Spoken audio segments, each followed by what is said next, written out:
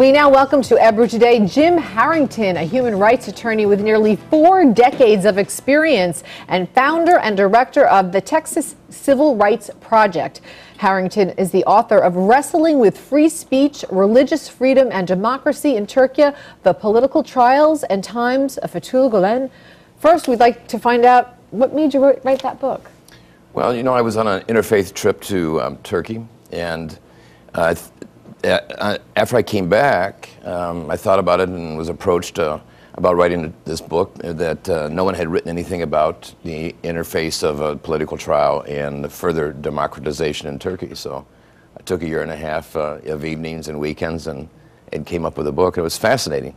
I've always been interested in international human rights, and this gave me an opportunity to talk about the development of democracy in Turkey and the interplay with the European Union as it seeks to join it. And he specifically is a very fascinating and important presence. Yes. You know, he's had a lot to do with building a civil society in Turkey and enhancing, helping the middle class develop in Anatolia region on the Asian side, and has played a major role, I think, in trying to democratize and bring civil liberty to the country. And this was basically a political trial, the establishment resisting that, and you know, we see that happen quite often. What was unique about this political trial is that usually people lose. And in this case, Fethullah Gulen won the trial, took 8 years, and won the trial. But the whole interplay that went on during that time, I think, was very influential in strengthening democracy and civil liberty in Turkey, religious freedom and press freedom. So it was fascinating development. During the course of writing your book about him, did you get a sense that his accomplishments were being watched in countries surrounding Turkey? Did you see his influence spreading? Oh yeah, I think that's the thing that's impressed me, is that it's become a movement that really is external, and it's reaching out to other countries. It's very active in the United States, very active in Europe. You know, and this idea of developing more civil society, becoming more democratic, and working on developing institutions that are not necessarily political, but bring about more participation in society. So I think that you do see it expanding. I think it's fascinating to me that you see a religious movement that has Sufi Islamic base reaching out to other religions and trying to get folks to understand each other and work together. I think it's a good lesson for the state of of our country at this point, where we have so much polarization and lack of dialogue, is to have a movement come along and say, you know, we may not agree on stuff, but we need to talk about it.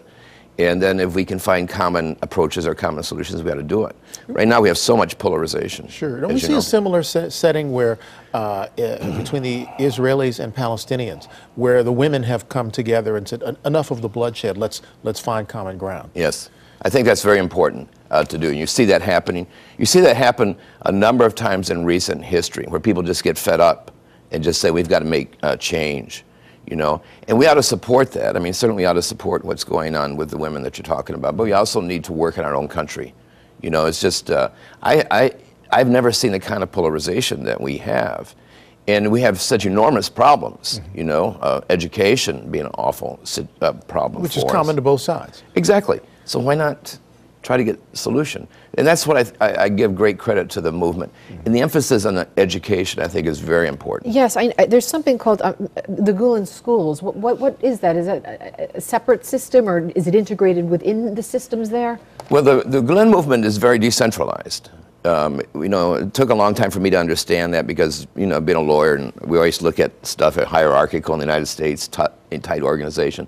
But it's more of a movement that cooperates and associates different parts of it.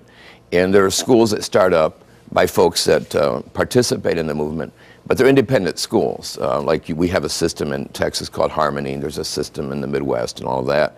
But it's a non-sectarian, it's not proselytizing in the sense of trying to bring people into a certain religion. It's showing good example and emphasizing education, how important education is for kids. And these schools have a great success rate, and I think it's because the teachers are so focused and the kids are so focused and the parents understand this is a great opportunity. You know, and that's, I think, an important component of the movement, is to emphasize So perhaps education. all of this to capsulize, it's about what's right versus what's dogma. That's absolutely right. At the end of the day, I think the most important thing for us is to learn how to live good lives, right? And it doesn't matter if you're Catholic, as I am, or if you're Muslim, or if you're Jewish, or whatever, right? That's the idea, is to come together, to work together, and to strengthen and foster the human community. And I think the movement contributes to that. And for that reason, I'm very impressed with it. Fascinating stuff. Yeah, it is. It is impressive. And hopefully it'll make its way more here so we become less divisive. Yes. Thank you so much, really. My pleasure.